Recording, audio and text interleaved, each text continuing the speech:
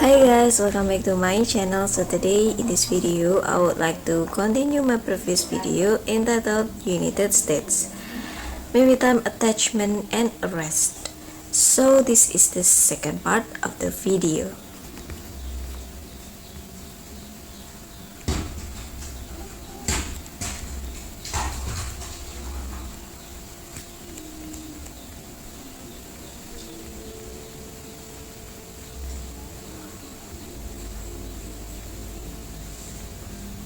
Rule B. In practice, in 2002, the United States Court of Appeals for the Second Circuit decided winter storm shipping, limited VTPI, and caused a flood of Rule B maritime attachment in New York's federal court. In winter storm, two foreign cooperation were engaged in a foreign arbitration. And while that arbitration was pending, the plaintiff commenced a maritime attachment proceeding in the United States District Court for the Southern District of New York to secure its claims. Having found the plaintiff satisfied Rule B's prerequisites, the District Court authorized the issuance of a process of maritime attachment and garnishment, which the plaintiff that served upon several New York banks. In a novel idea, the plaintiff did not intend to attach dormant funds in an existing bank account, but instead sought to attach electronic fund transfer or EFTs that were simply passing through intermediary banks.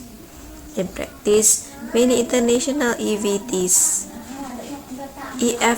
especially those relating to US dollar denominated transactions, are settled by intermediary banks in New York. The plaintiff's effort initially succeeded when the Bank of New York, as garnished, seized $3 billion as the EFT was being transferred from the defendant's foreign bank to another foreign bank for an unrelated beneficiary. However, upon the defendant's motion, the district court vacated the attachment because an EFT is in transit does not belonging to the sender of the receiver under the New York state law, and therefore it is not attachable properly under the Rule B. At issue on the winter storm appeals was whether an EFT belongs to the sender of the receiver under U.S. maritime law, and whether it was therefore attachable property under Rule B. Senior District Judge Hayes sitting on the Court of Appeals by designation and long considered an eminent grace of U.S. maritime law, vacated the district court judgment and remanded to the district court to reinstate the plaintiff's maritime attachment.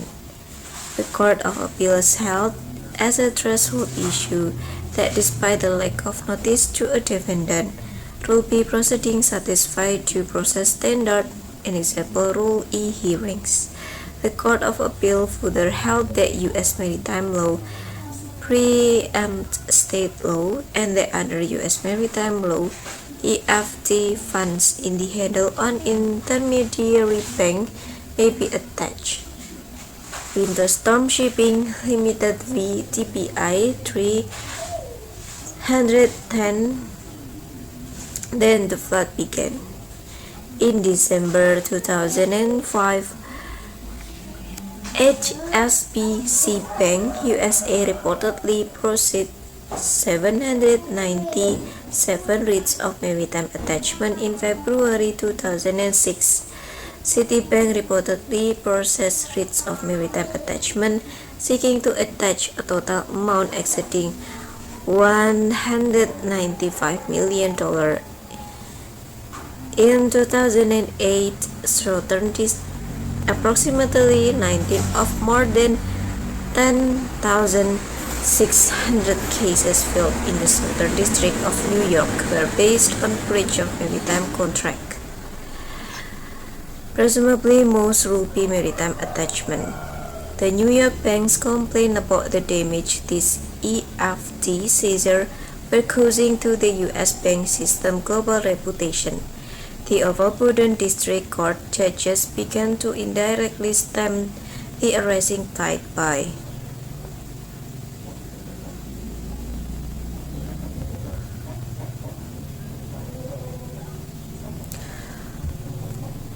for example, denying motion for continuous service, making it nearly impossible to attach EFTs momentarily passing through New York mediary banks.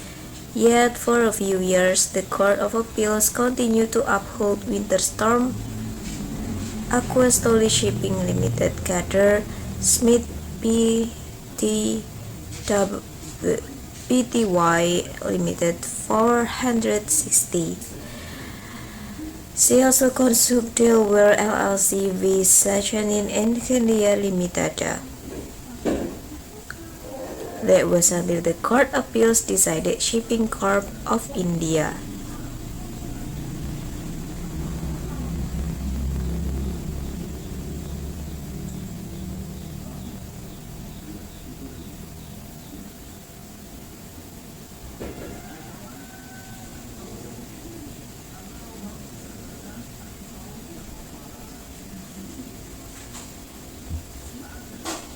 In Jaldi, the Court of Appeals found U.S. maritime law did not answer the questions of whether EFTs are attachable property, so the Court of Appeal applied New York state law and held that EFTs being processed by intermediary banks are not property subject to maritime attachment.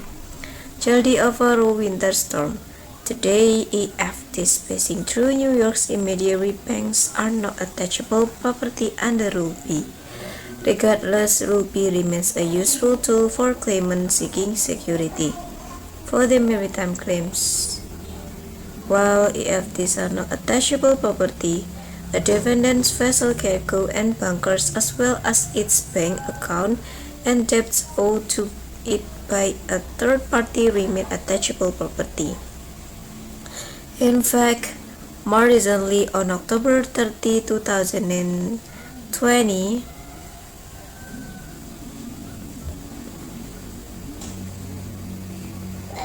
in the United States District Court for the Eastern District of Louisiana, plaintiff Pink's Maritime filed a verified complaint against defendant Jiangsu Steamship Singapore, praying for the issuance of a writ of maritime attachment and garnishment.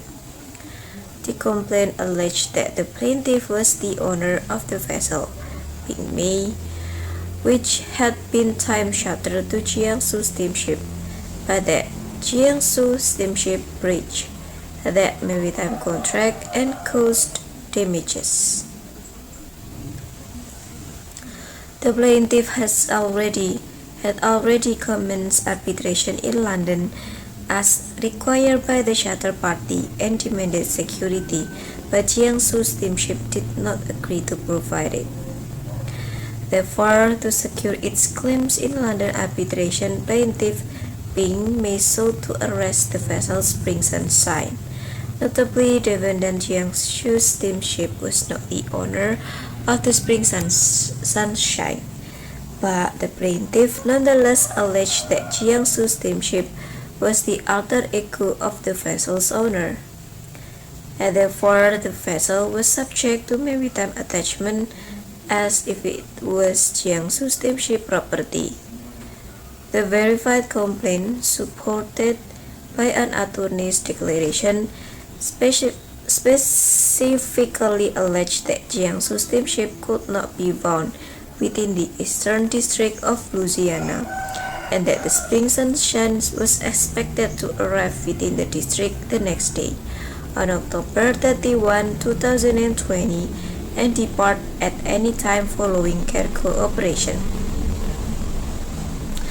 So, the time is up, and the third video will be continued to read on the next video. So bye bye, and don't forget to like, comment, and subscribe. Bye.